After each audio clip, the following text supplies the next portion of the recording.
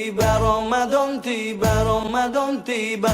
Marhaban ya Ramadan, marhaban ya Ramadan, marhaban ya Ramadan. Kita berdoa kepada Allah Subhanahu wa taala dan tentunya berharap Ramadan ini menjadi keberkahan bagi kita semua. Amin. Kami pribadi, keluarga besar Stay Sebi, mohon maaf lahir batin dan mendoakan taqabbal minkum bagi semuanya dan semoga Ramadan ini menjadi Ramadan terbaik bagi kita. Ada satu iklan seperempat salaman. Nggak ngerti sekolah apa, pokoknya saya baca ke bawah syarat-syaratnya, bisa paling bawah ada kata-kata selama pendidikan tidak dipungut biaya. Sangat teringat, kuat di ingatan kami semua anak-anak itu. Kalau menjelang hari-hari tahun ajaran baru, jadi kita sering dibekali surat ke saudara-saudara yang lebih berkemampuan. Suratnya kurang lebih ya minjem uang. Jangan kotori tangan itu dengan niat-niat korupsi. Anda punya misi suci membangun kembali Aceh, kira-kira don't even think, berpikir pun nggak boleh untuk curang, untuk mencuri, untuk korupsi segala macam.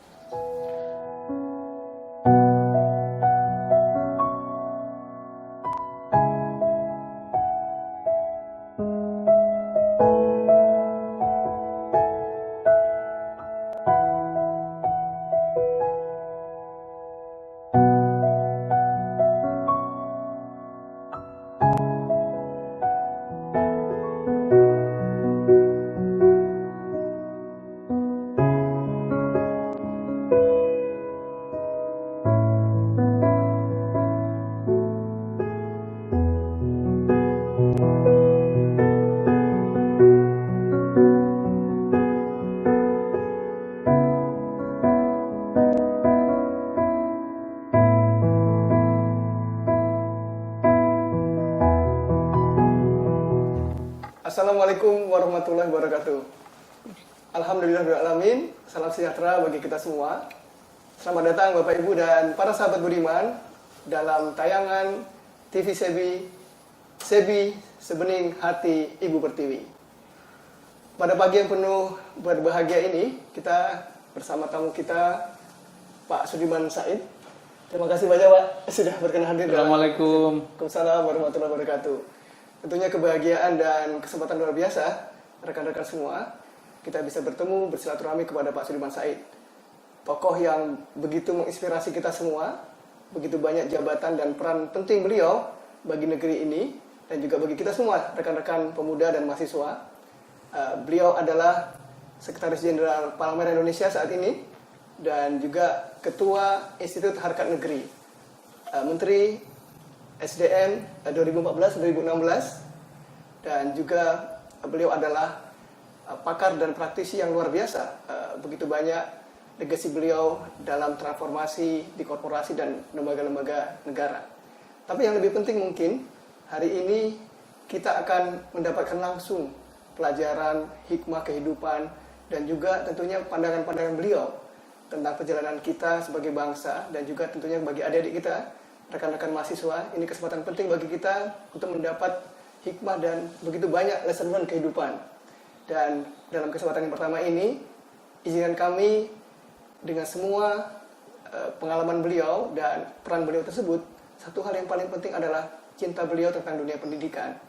Dan dunia pendidikan ini sepertinya menjadi satu yang paling fenomenal dalam hidup beliau. Seorang anak putra Kabupaten Brebes ya Pak ya? Iya. Yang lahir di Jawa Tengah, di Kabupaten Brebes. Begitu banyak cerita tentang ini, kita langsung dengar dari beliau. Mas Sudirman, izinkan kami memanggil demikian. Bagaimana Bapak menjalani masa kecil dan masa pendidikan Bapak di Kabupaten Brebes, Pak? Iya, Mas Sigit, terima kasih nih didatangi dan diajak ngobrol. Setiap kali saya ditanya soal masa kecil, ada dua kata penting yang selalu saya tekankan. Nomor satu, syukur gitu ya. Yang kedua, keajaiban. Syukur karena tanpa bimbingan dan dukungan dari yang di atas, dari Allah Subhanahu wa taala, tidak mungkin keadaan yang begitu sulit membawa saya seperti di tempat yang seperti sekarang ini. Dan karena itu yang kedua menjadi penting, saya syukuri semuanya karena betul-betul sangat tidak membayangkan suasana pada waktu kami kecil itu.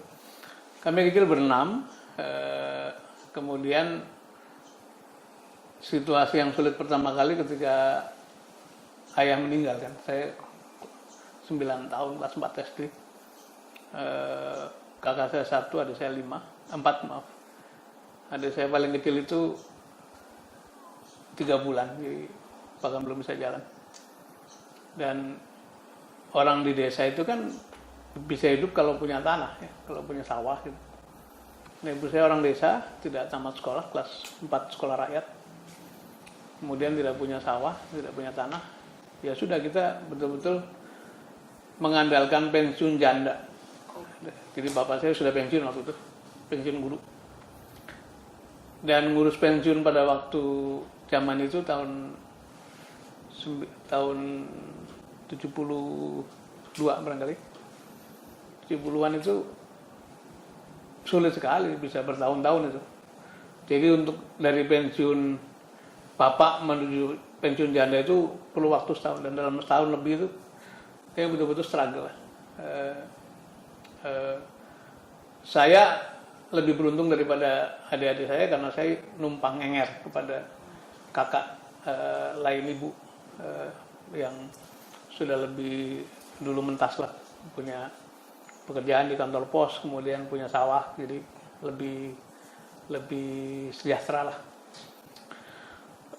Dan dari keluarga itu kebetulan juga iuran, beberapa kakak iuran, bayar SPP, bayar segala macam, uang sekolah, membelikan seragam, saya zaman itu belum ada sepatu ya, sepatu saya baru pakai kelas 4 SD.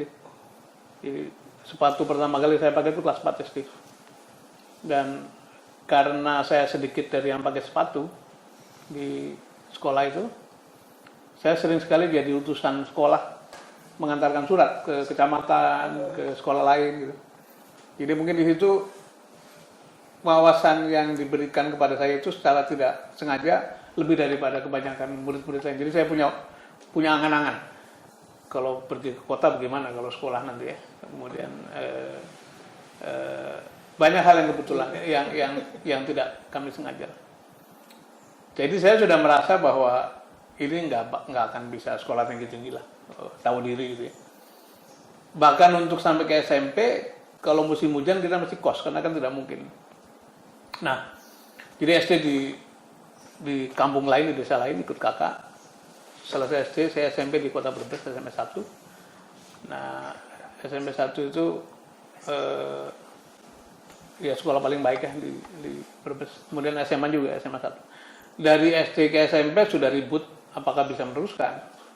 Tapi ibu saya almarhum selalu mengatakan pokoknya kalian semua mesti sekolah apapun yang terjadi, mau numpang, mau ngenger, mau apa, mau sambil bantu-bantu harus sekolah. Jadi singkat cerita ya sampailah SMA lah. Dan selalu saya ceritakan pada forum-forum dengan anak-anak muda itu, sejak SMP sampai SMA setiap semester selalu ada drama, nangis gitu ya, menjelang ujian. Karena begitu besoknya ujian kita belum pegang nomor kan. Dulu pegang nomor ujian kan.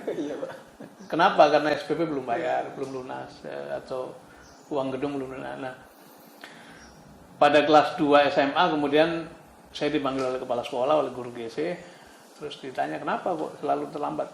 Ya nggak punya uang Pak, Ibu gitu. Ibu Min saya ingat itu. Jadi ibu saya dipanggil ke sekolah, jelaskan keadaannya, dan akhirnya ya sudah, ini nilainya bagus, kita bebaskan nih uang gedungnya. Kemudian SPP-nya ya bayar separuh saja. Ya, kalau zaman sekarang kan banyak beasiswa, dulu kan belum ada tuh model begitu. Jadi itu menyelamatkan saya sampai SMA. Dan ketika saya selesai SMA pun merasa inilah terminal, udah. Nah, karena itu pada waktu kelas 3 saya dengan sengaja maksa untuk kursus tata buku namanya. Kalau sekarang akuntansi. Zaman itu katanya kalau lulusan SMA atau SMEA, kemudian pegang ijazah BON itu, Ya, buat ABB Pak ya. BON ABB waktu itu mudah nyari pekerjaan. Jadi saya ujian alhamdulillah lulus lah. Dan waktu itu ujian nasional, saya masih ingat yang ikut ratusan orang yang lulus 3 orang gitu, sekabupaten kan. Jadi saya selesai SMA modalnya saya punya ijazah SMA plus BON akuntansi atau tata buku, dan bermaksud udahlah nanti setelah semuanya bubaran pada masuk kuliah barangkali saya nyari kerjaan. Walaupun demikian saya tetap ikut-ikut teman-teman tuh, daftar ke Solo, daftar ke Jogja, daftar ke mana-mana untuk mengurangi rasa itu aja gitu. Tuh yang lain-lain daftar, maksud saya nggak daftar lagi. Tapi udah tahu gelap nih, nggak akan. Nah, suatu sore ini mengakhiri cerita pendidikan dulu. Suatu sore saya dipanggil oleh kakak yang lain, yang guru, yang juga kakak dari lain ibu. Itu tinggalnya berderetan gitu. Nunjukin koran Suara Karya. Waktu itu nggak ada koran lain kecuali Suara Karya di kampung. Korannya Golkar. Terus ada satu iklan 1/4 halaman. Nggak ngerti sekolah apa, pokoknya saya baca ke bawah syarat-syaratnya bisa paling bawah ada kata-kata selama pendidikan tidak dipungut biaya. Luar biasa. Ya udah itu saja yang saya jadikan pegangan. Akhirnya dengan semangat yang urus persyaratan terus daftar ke Jakarta. Dan masuklah saya ke STAN. Dan STAN merubah jalan hidup saya luar biasa. Sekolahnya tidak bayar, harus langsung bekerja begitu ya. Dan dari STAN terbuka begitu banyak jalan. Itu perjalanan saya. Karena itu ketika orang mau gangguin STAN, mau ditutup, mau dibubarkan, saya defend habis-habisan. Dan dalam bahasa saya itu adalah sarana pengentasan kemiskinan yang sangat efektif, karena dari kampung orang-orang yang tidak bisa melanjutkan kuliah itu bisa diangkat derajatnya lewat pendidikan yang bermutu itu. Wah, luar biasa Pak Suliman. Alhamdulillah, satu perjalanan yang penuh hikmah. Pak Dirman, bisa dikatakan tadi turning point terpenting ketika Bapak mencoba meraih pendidikan dan masa depan yang lebih baik itu memang ketika masuk di Sekolah Tinggi Akuntansi Negara STAN Pak ya, tahun 81 Pak ya. Tahun 81 ya. Dan Pak Dirman juga pernah jadi Ketua Ikatan Alumni STAN Pak ya, atau sudah masih ya? Sudah selesai. Saya hanya satu periode. Tahun 2013 sampai 16. Iya. Kemudian digantikan oleh Egy Dwi Wahyu dan sebagainya. Pernah jadi ketua senat juga. Ya memang bisa dikatakan begitulah. Di STAN saya jadi waktu SMA meskipun saya ini anak kampung, guru pembimbing OSIS melihat saya ini mungkin dianggap agak pintar kali ya. Jadi saya dipaksa jadi pengurus OSIS. Kamu masuk OSIS ya, bidang pendidikan. Kamu mewakili IPS. Jadi saya mewakili IPS karena ketuanya dari IPA. Sebetulnya aktivitas organisasi itu sudah saya bukan bayangkan. Saya lihat dari tempat saya ngenger, namanya Pak Haji Rauf, pegawai Posgiro. Karena beliau tokoh Muhammadiyah kampung, tokoh Parmusi desa itu. Jadi di situ keluar masuk aktivis-aktivis, termasuk mahasiswa kalau pulang itu ngumpulnya gitu. Jadi saya punya bayangan, waduh jadi mahasiswa itu hebat ya gitu. SMP saya sudah baca petisi 50, satu dokumen yang berat sekali tuh. Kemudian saya langganan koran kampusnya ITB, yang waktu itu pemberatnya namanya Heri Ahmadi, tokoh mahasiswa yang terkenal. Jadi ketika saya masuk kuliah, walaupun uang tidak ada, ya tetap aja nggak bisa nahan untuk ikut aktivitas organisasi gitu. Jadi pengurus masjid kampus, jadi pengurus senat, dan sampailah. Dan di dalam perjalanan sebetulnya unsur aktivitas di organisasi itu yang membuat banyak sekali elemen tambahan dalam karir profesional. Karena ternyata masuk ke dalam wilayah manajemen itu tidak hanya soal pengetahuan, tapi juga soal skill, soal perilaku, keterampilan. kemampuan memimpin itu yang menurut saya sangat memberi nilai tambah dalam perjalanan hidup lah. Wah, ini menarik sekali Pak.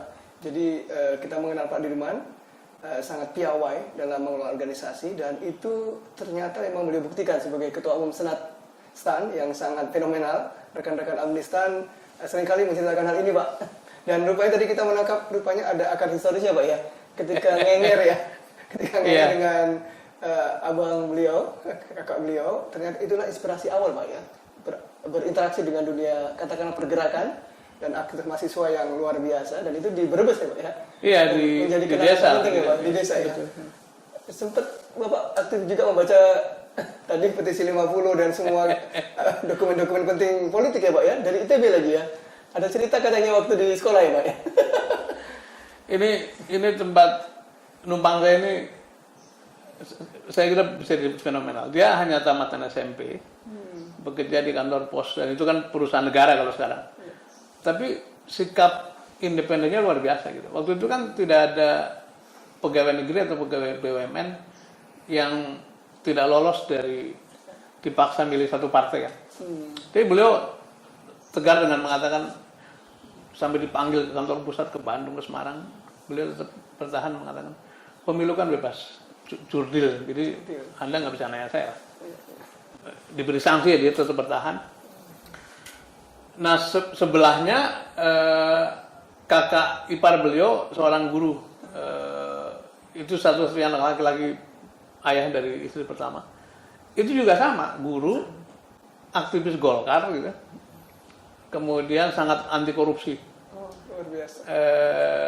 Pokoknya kalau ada potongan-potongan kepada guru-guru, dia yang maju paling depan, mendatangi kepala dinas kira-kira gitu. Yeah. Jadi dua orang ini saling mengisi dalam saya membangun values barangkali. Nah, ditambah tadi waktu SD hanya gara-gara saya modelan sepatu gitu, disuruh ngantar kemana-mana. Mungkin itu bibit dari stakeholders management kali. Jadi saya ngetok pintu kepala sekolah lain kan, ada surat dari sekolah kami, atau datang ke kantor kecamatan ngantarkan surat. Sekaligus sebetulnya kan saya meninggalkan pelajaran kan, tapi gimana cara ngejarnya gitu. Nah, itu terbiasa sampai SMA, sampai kuliah barangkali. Jadi ya tadi katanya dalam hidup nggak ada yang kebetulan ya. Proses itu menjadi puzzle, dan akhirnya ketika kuliah, bahkan sampai kuliah S2 tetap aja nggak bisa lepas dari organisasi. Itu yang barangkali elemen yang sangat penting dalam perjalanan saya. Ya. Juga di SMA tadi Pak ya, ketika menjadi pengurus OSIS, kemudian bacaannya, waduh kelas berat ini untuk anak SMA, sampai kenal dengan aktivis ITB, seperti dipanggil kepala sekolah ya Pak. Ada cerita penting. SMP itu. SMP ya malah. Oh SMP. SMP tahun 1977 kalau nggak salah. Kan di ITB itu ada satu kegiatan atau aktivitas 78, namanya DPRS. Jadi Heri Ahmadi itu dan kawan-kawan membentuk Dewan Perwakilan Rakyat Sementara gitu. Satu pemberontakan luar biasa lah. Dan waktu itu mereka nebitkan orang kampus. Satu ketika saya membaca di tempat kakak itu, terus anak SMP itu kan seneng tuh kalau dapat kiriman dari macam-macam. Saya nulis surat ke Radio Australia, ke kedutaan besar, dan sering dapat kiriman. Nah, salahnya saya kirim tuh ke ITB, ke Dema ITB, Dewan Mahasiswa ITB kan, untuk berlangganan koran kampus. Dikirimlah ke sekolah. Nah, begitu dilihat isinya kan politik semua, dan ya melawan Orde Baru lah waktu itu. Jadi saya dipanggil kepala sekolah, ini koran apa? Wah, saya nggak tahu Pak, ini saya cuma kirim surat minta dikirimin. Anak SMP nih Pak ya. Ya sebetulnya esensinya nggak terlalu tahu, tapi kita melihat ada satu nuansa bagaimana orang-orang itu di sekitar saya, mahasiswa yang pulang kampung atau aktivis yang mampir ke rumah kakak, itu diskusi tentang kebaikan ya, tentang kebenaran, tentang perjuangan, barangkali itu yang sedikit banyak mulai saya serap lah. Wah, luar biasa ini rekan-rekan semua ya, inspiratif sekali masa kecil beliau, dan juga aktivitas tidak ada kebetulan, qadarullah-nya Allah tentukan jalan hidup kita semua, dan Pak Dirman menemukan jalan yang luar biasa. Pak Dirman, tapi sosok almarhum ayah dan almarhumah ibu ya, sepertinya juga punya, kami nggak membayangkan ya Pak, dan banyak kisah yang luar biasa bagi kita semua mungkin Pak. Bapak seorang guru, saya sempat diajak ke sekolah beliau 1-2 kali lah. Dan seorang guru yang cukup dihormati karena sempat jadi kalau sekarang kepala sekolah, dulu namanya mantri guru. Cuman memang beliau punya kehidupan sosial yang agak unik.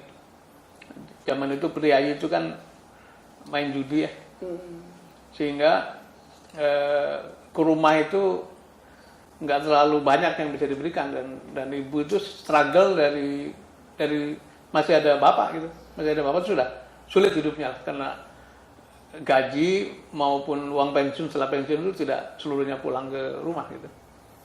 Jadi cara hidupnya ya, cara survivalnya dari mulai jahit, jahit baju. Tapi kan kita tahu lah tidak semua orang cukup mampu untuk menjahitkan baju. Jadi kadang-kadang ada, kadang-kadang enggak. Kadang-kadang kalau bulan puasa buka warung untuk takjil tuh kalau sekarang ya, jualan candil, jualan rujak, jualan apa gitu. Kalau lagi paceklik di kampung, beliau sering pergi ke patrol loh. Di patrol di Orgelis itu ada saudara yang bisa ditumpangi. Pada waktu panen di sana kurang tenaga kan, jadi rombongan ke sana naik kereta turun di Orgelis, kemudian seminggu 2 minggu istilah kami itu kurung, merantau untuk memperoleh penghasilan. Nah nanti pulang bawa gabah, bawa padi hasil upah itu. Sangat teringat,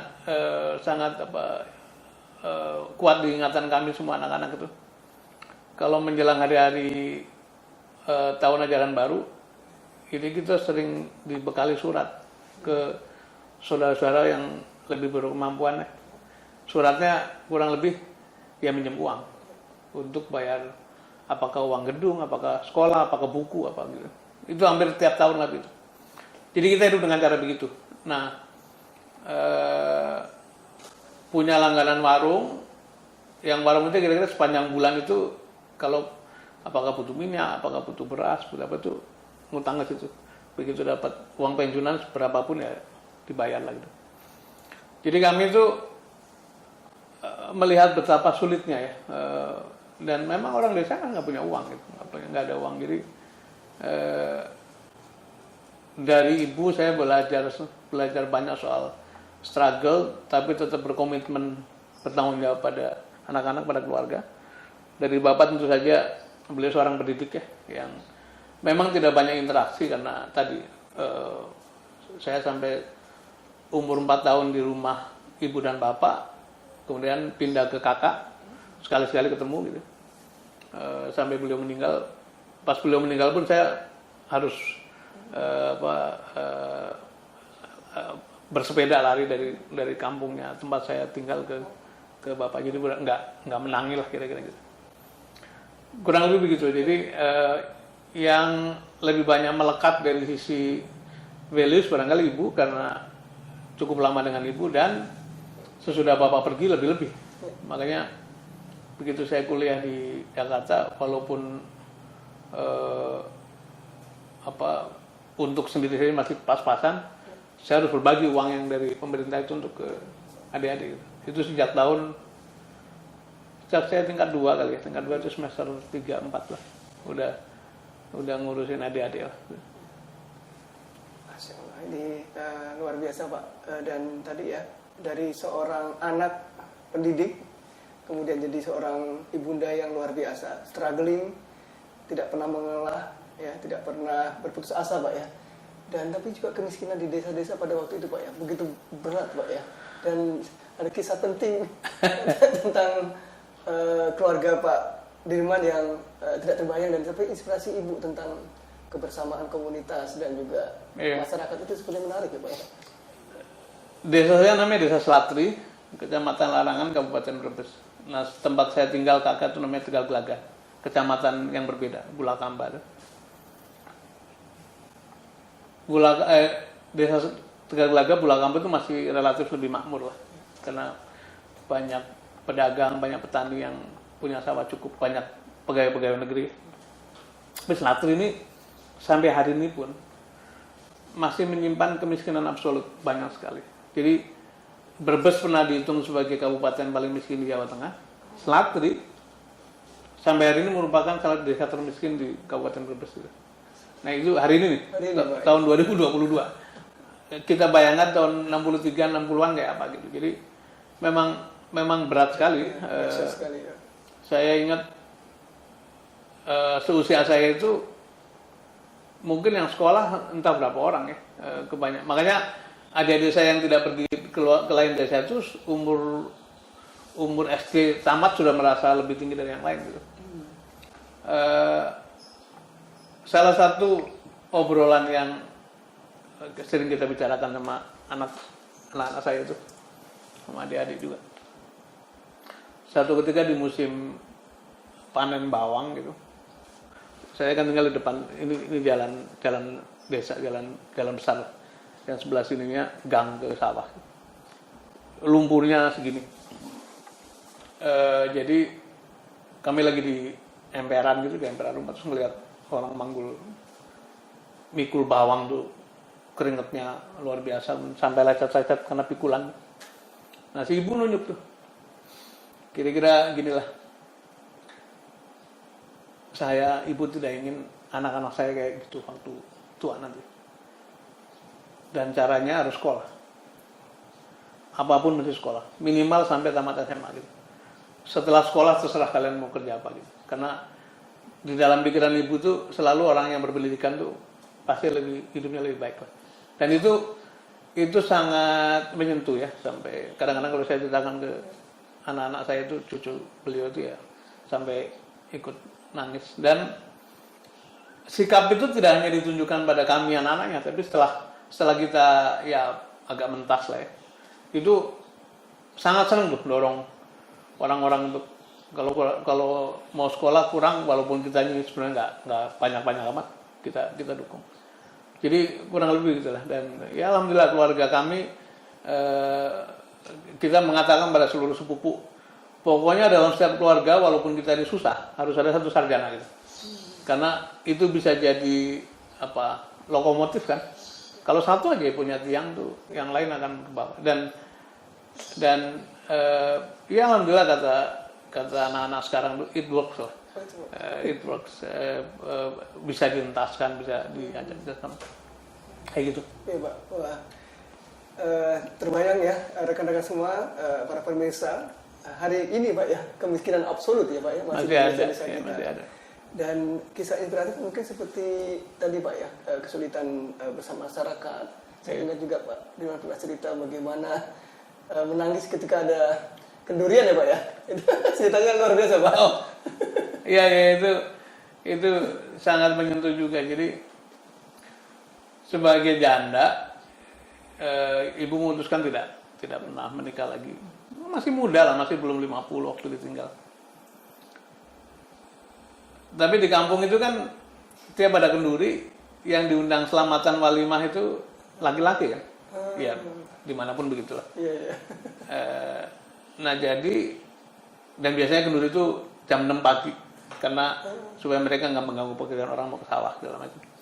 Jam 6:30 selesai bubaran, karena kami di pinggir jalan, lihatlah orang-orang itu bawa berkat, nasi yang diwadahi dengan ceting besar itu, kemudian kemasannya bagus. Dan kami makan daging di kampung yang pada waktu ada orang hajatan atau ada yang meninggal 40 hari lagi gitu. Jadi itulah harapan anak-anak kampung itu makan daging kan. Nah, sementara orang tua kami itu tinggal satu perempuan, jadi pasti nggak pernah kebagian diundang. Jadi setiap kali main habis acara kendurian sama teman-teman tuh kan pada cerita tuh, ada daging, ada telur, ada apa gitu. Yang nakal tuh kadang-kadang tangannya nggak dicuci mas, terus diciumin ke temennya nih, saya baru makan daging gitu. Jadi ada adik-adik yang suka zaman sekarang baper kali ya. Pulang nangis, wah kita nggak dapat berkat segala macam. itu jadi ibu itu ngerentes ya apa nanti kalau kita punya rezeki dan punya hajat yang kita undang pertama kali para janda. Masya Allah. Dan alhamdulillah begitu mulai ada yang sunat, ada yang kawin gitu-gitu. Kita yang diundang pertama kali janda. Nah besoknya baru yang laki-laki seperti normal pada umumnya. Terus hampir seluruh janda kampung itu walaupun nggak datang diantri berkat. Itu berlangsung sampai sekarang. Jadi keluarga kami kalau ada, ya walaupun sudah habis tinggal adik-adik saja. Keluarga kami kalau ada hajatan tuh para janda mesti disambangi dulu lah. Gitu. Ya itu kembali pada values ya, values lagi ya. Walaupun sulit, walaupun apa tapi istilahnya itu kepedulian pada yang susah itu, yang lebih susah itu harus dijaga gitu. Luar biasa. Jadi ketajaman mata hati dan ketulusan. Amin, insyaallah ya. Seperti itu yang menginspirasi kita semua. Mas Dirman tadi ceritanya di STAN itu seperti melentingkan ya Pak ya, melejitkan potensi anak di Brebes ini.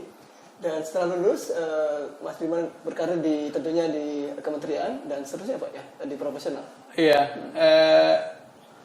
lulus Arjuna Guntan tahun 84, saya bekerja di BPKP. 3 tahun kan. Habis itu kan diberi kesempatan tes untuk D4.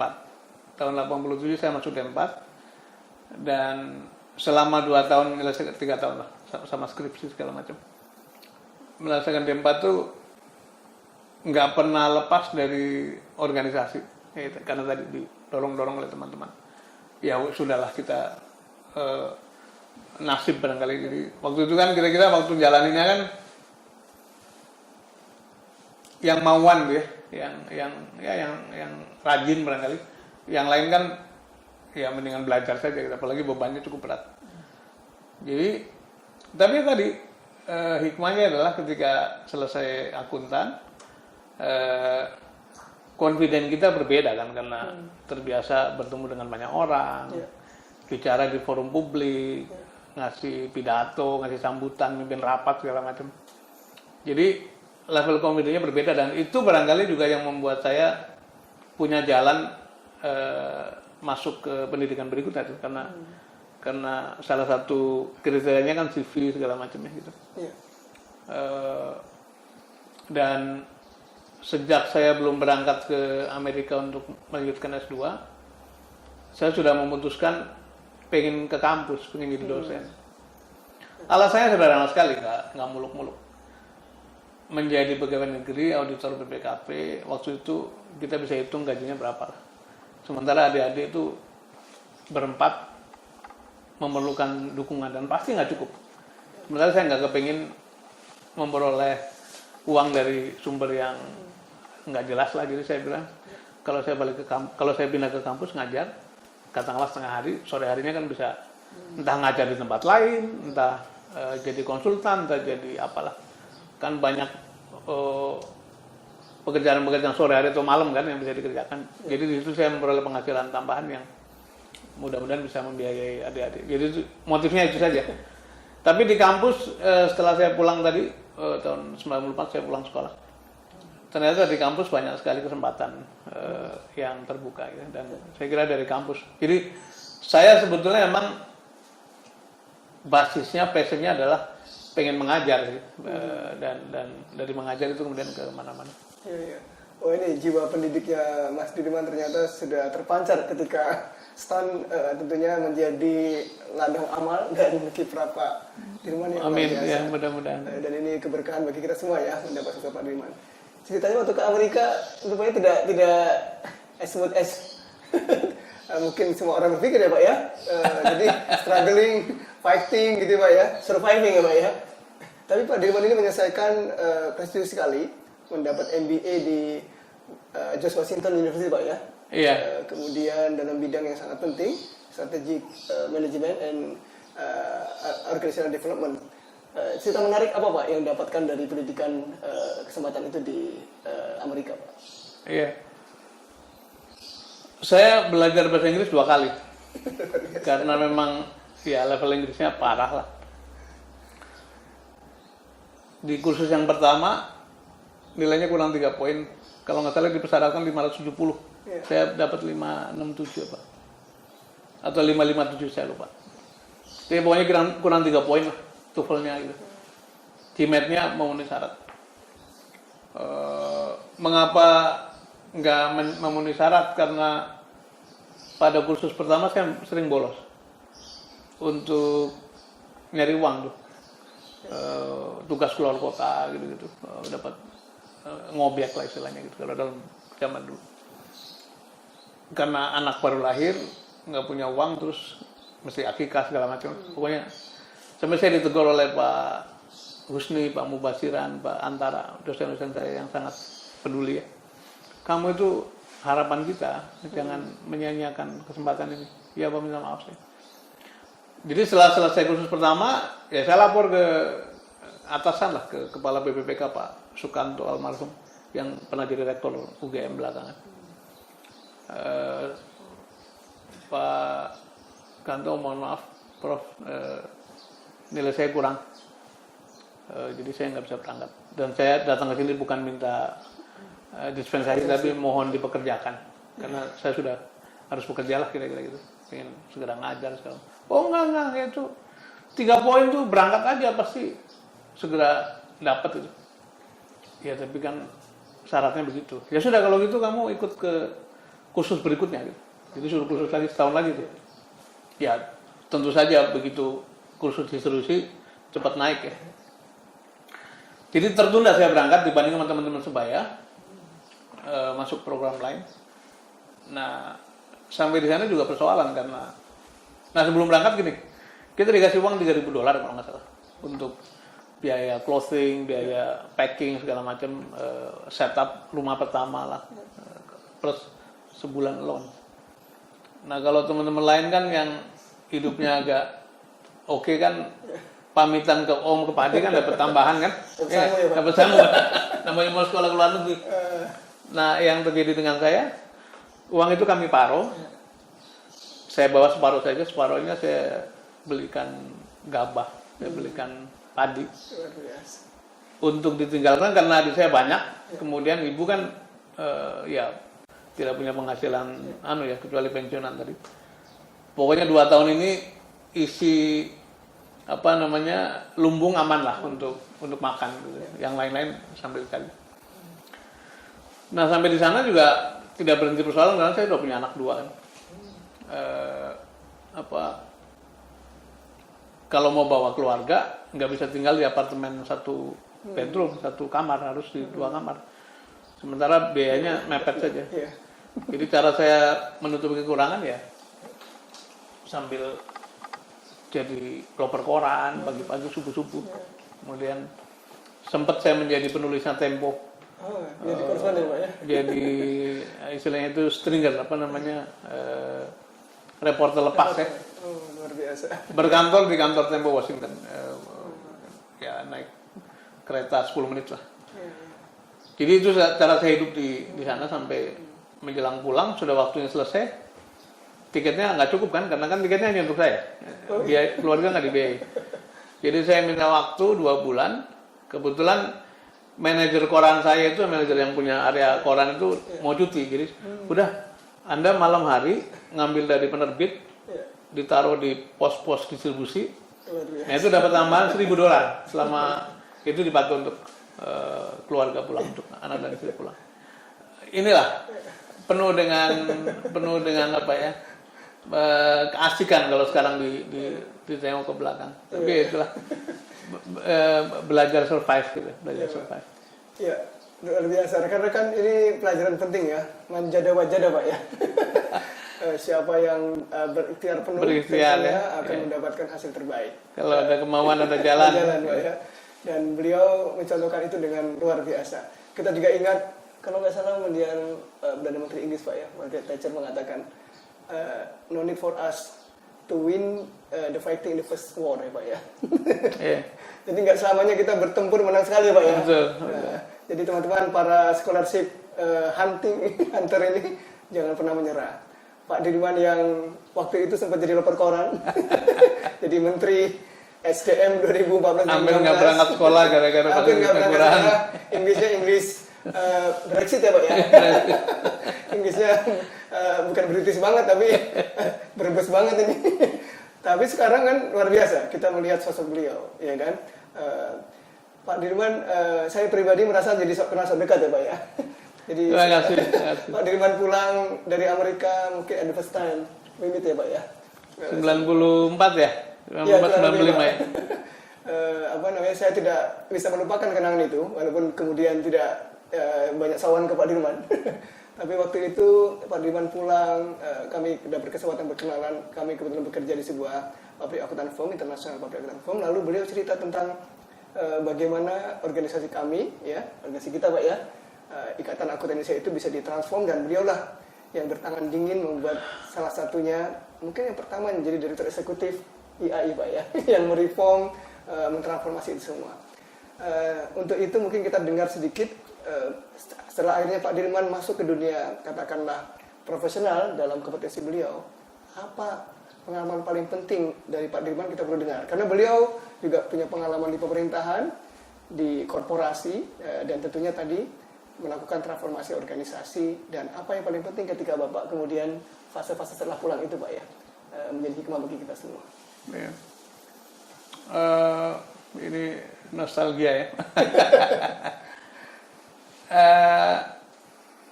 Tadi Mas Sigit mengatakan saya fokus pada waktu saya S2 itu 2, strategic management sama OD. OD itu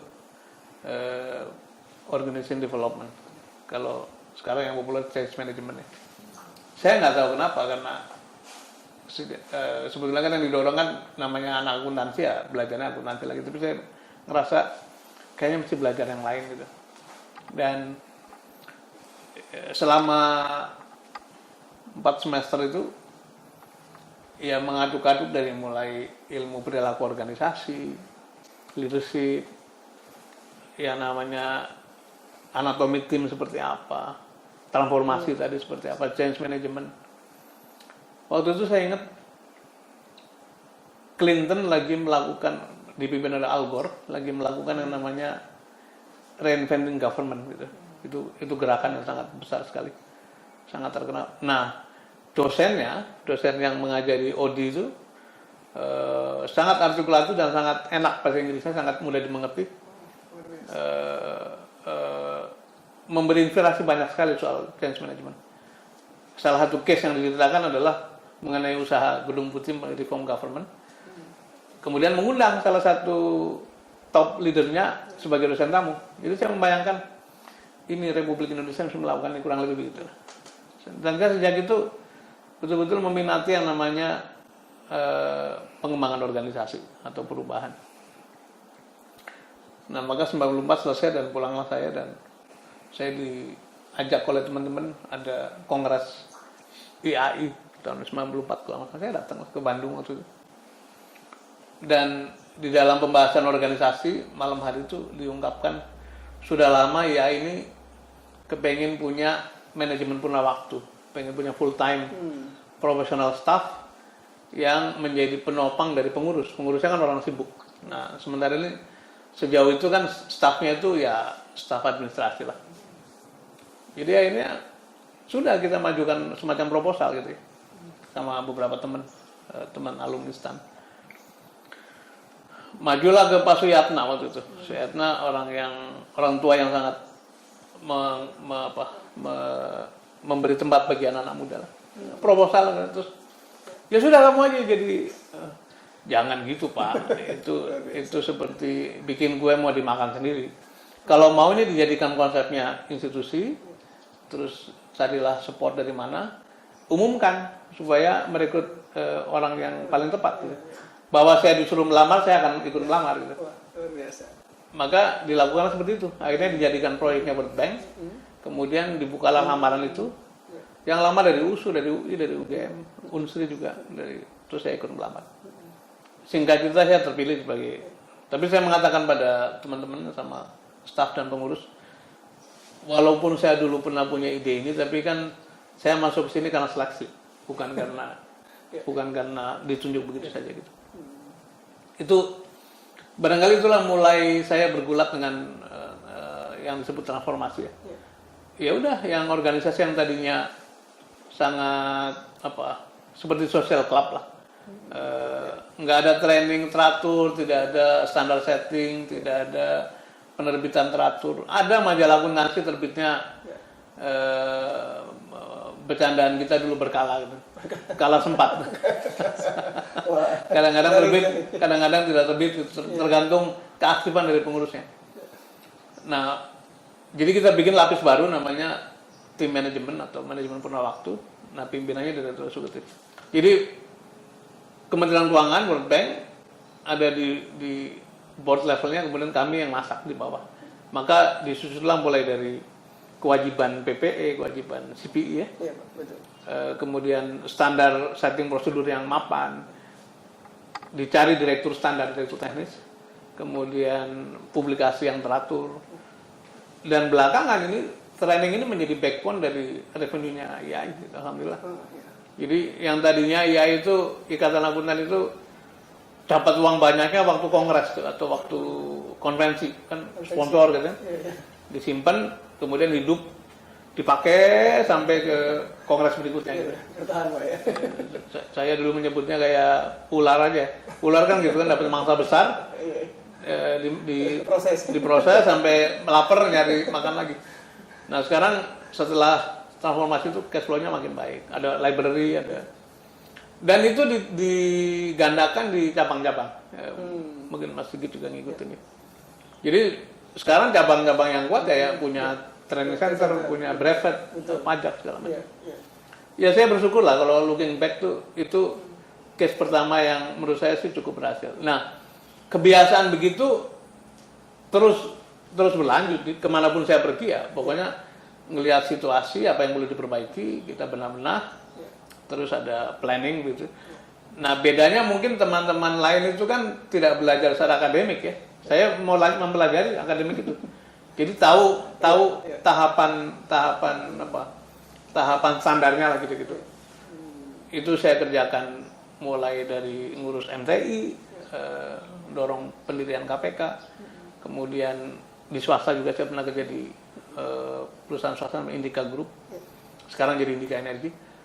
Waktu saya di BRR juga melakukan hal yang sama, bagaimana caranya mereform Aceh pasca tsunami gitu.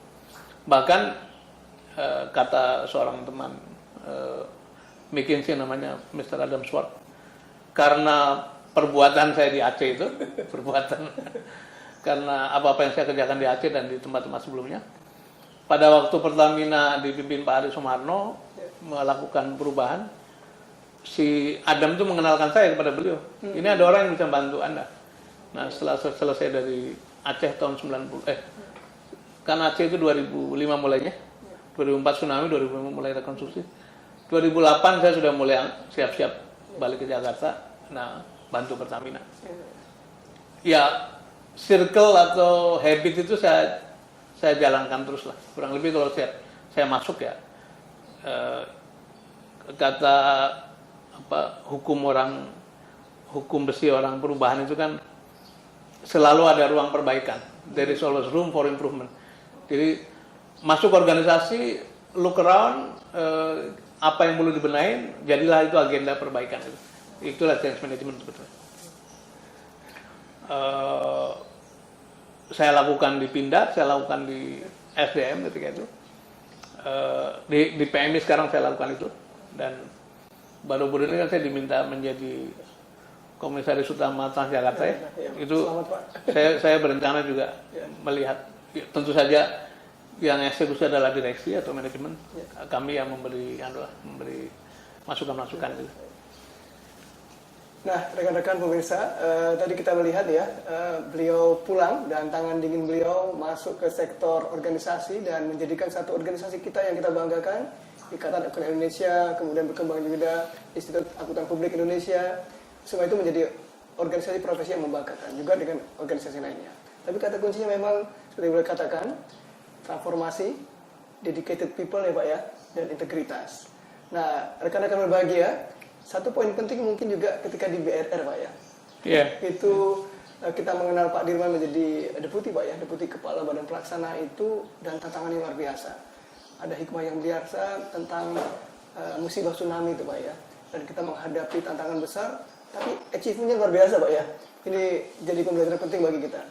Pak Dirman, apa yang dilakukan waktu itu Pak ya? Jadi perbuatan tadi sebenarnya bukan bahasa perbuatan ya. Kita mengenal kontribusi Pak Dirman, cuma beliau tawadu sekali ya. Hingga international organization memberi respect luar biasa kepada Indonesia dan tentunya kepada BRR Aceh dan Nias.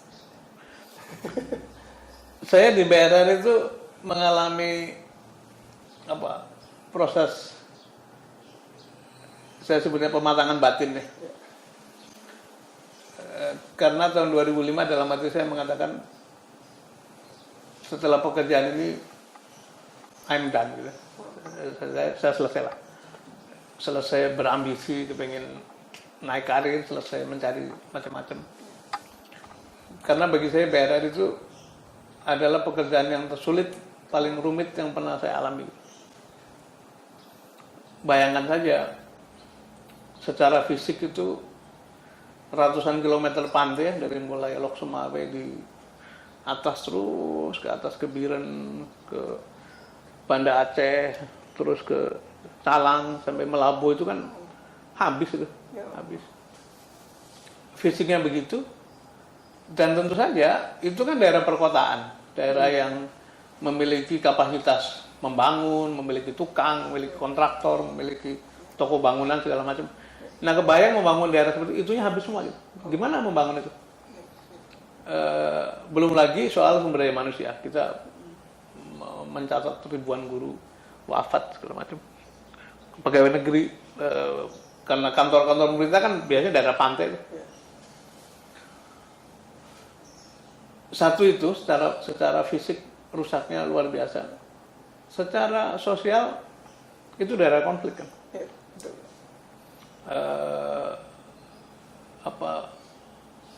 Konflik antara separatis apapun namanya, gerakan Aceh Merdeka dengan pemerintah Republik Indonesia, dan itu merembes ke bawah kan. Jadi social fabric misalnya itu, jalinan sosial itu rentan betul. Jadi bagaimana kita harus membangun daerah semacam itu, plus korupsi gila-gilaan, tidak hanya di Aceh tapi juga di Indonesia waktu itu. Dan setiap proyek yang sifatnya crash program itu adalah rawan korupsi. Jadi 3 aspek ini yang harus dikelola oleh BRR. Jalan ceritanya begini, kenapa saya masuk ke sana? Ya sebagai aktivis begitu ada peristiwa pasti kan bergerak lah. Apalagi peristiwa besar seperti tsunami. Jadi saya minggu pertama tsunami Aceh saya terbang ke Aceh bersama teman-teman. Nggak bisa ngapa-ngapain lah, kecuali bagi-bagi makanan, bagi selimut, bagi apa gitu. Kira-kira 2 minggu di sana saya pulang. Saya kumpul dengan teman-teman di MTI, maksudnya Masyarakat Transparansi Indonesia, anak muda dan juga para senior. Ini nggak boleh semua pikiran dan resources dihabiskan untuk pertolongan darurat, apa istilahnya? Emergency respon, nggak boleh. Karena kerusakan begitu rupa, maka harus ada upaya-upaya memikirkan setelah emergency respon apa. Bagaimana membangun kembali Aceh, kira-kira gitu. Kemudian kami diskusi, terus riset kecil-kecilan lewat internet. Bagaimana Kobe dibangun setelah gempa besar, bagaimana Iran dibangun, bagaimana India dibangun dan sebagainya. Rupanya salah satu kunci sukses adalah ada semacam lembaga otorita yang diberi kewenangan khusus membangun kembali gitu.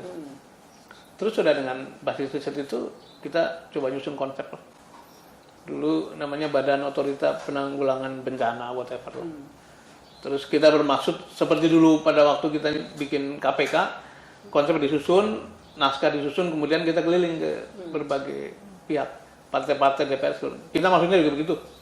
Tapi keliling belum dilakukan. Tiba-tiba bulan Februari, satu pagi jam 11 kalau nggak salah, Pak Guntoro Mangkusubroto telepon. Mana Pak kabar? Baik Pak, bantu saya. Apa nih Pak? Saya baru dipanggil Pak Presiden SBY diminta mengurus Aceh. Wah, ini kebetulan saja nih Pak, teman-teman baru saja ya rantang-rantang kecil lah gitu. Oh ya udah kita ketemu. Saya ketemu di Bappenas. Pertama beliau brief lah apa yang ditugaskan Presiden. Udah. Gini Pak, ini kebetulan kawan-kawan sudah beberapa minggu ini ngobrol lah, bolak-balik diskusi, dan ada konsep kalau Bapak berkenan kita ke MTI kapan kita presentasikan. Udah kita presentasikan. Terus beliau mengatakan, udah jadi nih, ini sudah jadi, barangnya sudah ada nih. Tinggal diurus secara legal.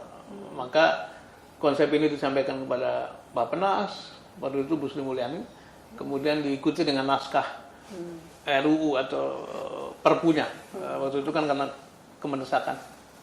Dan ada beberapa drama di belakang itu karena sebagian orang kan melihatnya proyek kan. Jadi kepengen rebutan. Tapi Pak Kuntoro dalam mood, saya berangkat kalau term saya dipenuhin.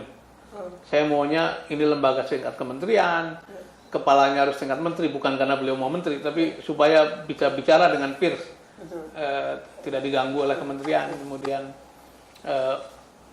eksekutifnya, pegawainya harus mencari sendiri dan tidak terikat pada sistem penggajian pegawai negeri, supaya kita memberi penghasilan cukup dan bisa jaga untuk tidak mencuri lah, kira-kira gitu. Semua syarat dipenuhi dan satu dua lah yang bikin negosiasi, dan akhirnya disitulah satu lembaga baru yang oleh Pak SBY disebutnya dulu Pak Kuntoro mulai reform Indonesia dari Aceh, saya dari Jakarta. Wah, luar biasa. Jadi spiritnya itu spirit memang reform, karena itu BR dalam perjalanannya dikelola sebagai lembaga pemerintah yang memang tidak biasa, extraordinary gitu. Punya kultur sendiri, punya sistem penggajian sendiri, punya budget. Kan sebagian besar dana rekonstruksi bukan dari pemerintah, tapi dari sumbangan-sumbangan donor gitu. Jadi itulah keadaan BRR. Saya ditugasi sebagai deputi kelembagaan dan sumber daya manusia belakangannya. Wah, luar biasa. Jadi bangun kembali.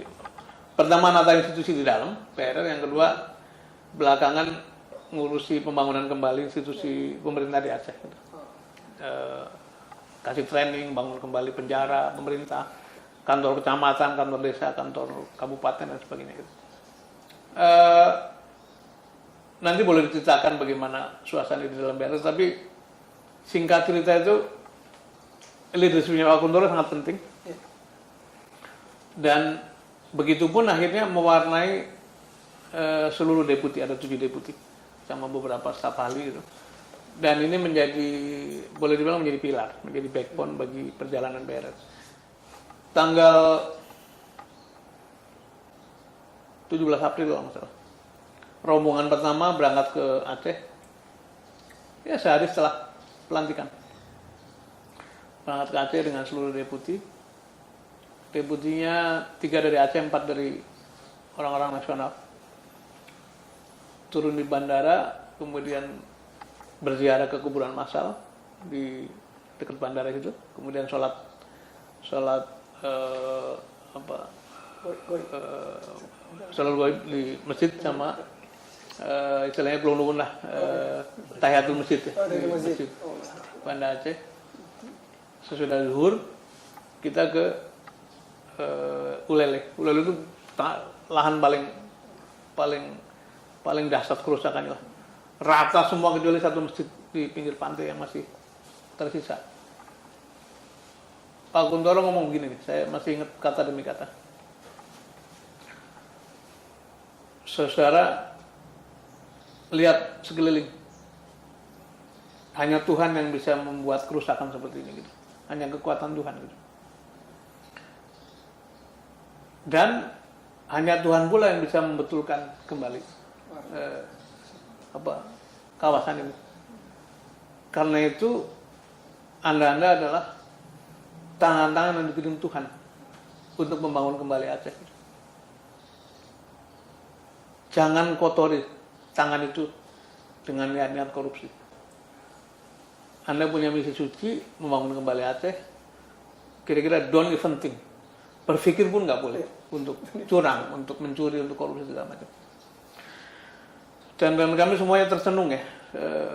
Ada yang emosional namanya Pak Willy itu, yang sekarang jadi dirut MRT, nangis beliau. Saya kira itu peristiwa yang sangat dalam ya, dan membekas di kalangan para deputi, sehingga menjadi satu guidance dalam perjalanan. Nah itu saya bilang setelah belum selesai bahkan dalam perjalanan bangun Aceh itu saya ngerasa 2005 this is udah mau cari apa lagi, jadi ultimate ya. Jadi sesudah itu saya ngerasa apapun tugas yang datang itu ya bonus saja, nggak ada bedanya lah, mau jadi menteri, jadi dirut, tidak jadi apa-apa itu. Mungkin nanti kita bisa gali lagi. Baik, luar biasa, Masya Allah, kita langsung mendapatkan satu pengalaman hidup dan juga legasi yang luar biasa. Tadi spesifik tentang BR Aceh, kita doakan, kita berikan ucapan selamat ya kepada khususnya masyarakat Aceh. Ini satu kesempatan kita ya sebagai bangsa untuk merecovery Aceh, dan sudah ditunjukkan kerja luar biasa. Sekarang kita lihat Pak ya, Provinsi Aceh, Alhamdulillah ya, dengan semua seluruh stakeholder dan semua. Tadi kita melihat juga leadership Pak Kuntoro ya Pak ya, dan tim yang luar biasa, dan ada peran besar Pak Sudirman Said di sana. Tapi rekan-rekan semua, kita mencatat penting tentang integritas ya Pak ya, dan kita akan lanjutkan sesi berikutnya, bagaimana kita bisa mendapatkan lesson terbaik dari Pak Sudirman Said tentang leadership, cinta tanah air, dan transformasi bagi bangsa ini. Tunggu kami di Sebening Hati Ibu Pertiwi. Assalamualaikum warahmatullahi wabarakatuh. Kata orang bijak kan, setiap zaman ada tantangan masing-masing. Ada beda antara pemimpin dan pimpinan. Kalau pimpinan itu ya kepala sekolah, bupati, wali kota, menteri, direktur utama, itu pimpinan. Tapi pemimpin itu boleh jadi kita tidak punya jabatan apapun. Tapi kalau kita memiliki perilaku tadi, perilaku jujur, perilaku visioner, perilaku menggerakkan, perilaku tanggung jawab, perilaku melayani, maka dia adalah pemimpin kita. Setiap pemimpin punya tanggung jawab menjadi teladan, tapi juga punya tanggung jawab menyiapkan masa depan institusi yang dipimpinnya. Nah kalau pimpin negara juga mesti memikirkan nasib negara ke depan, jadi tidak boleh semata-mata dianggap ini sebagai urusan pribadi dan keluarga gitu. Bermata tapi tak melihat, bertelinga tapi tak mendengar, bermulut tapi tak menyapa, berhati tapi tak merasa, berharta tapi tak sedekah, berbenda tapi tak berzakat, berilmu tapi tak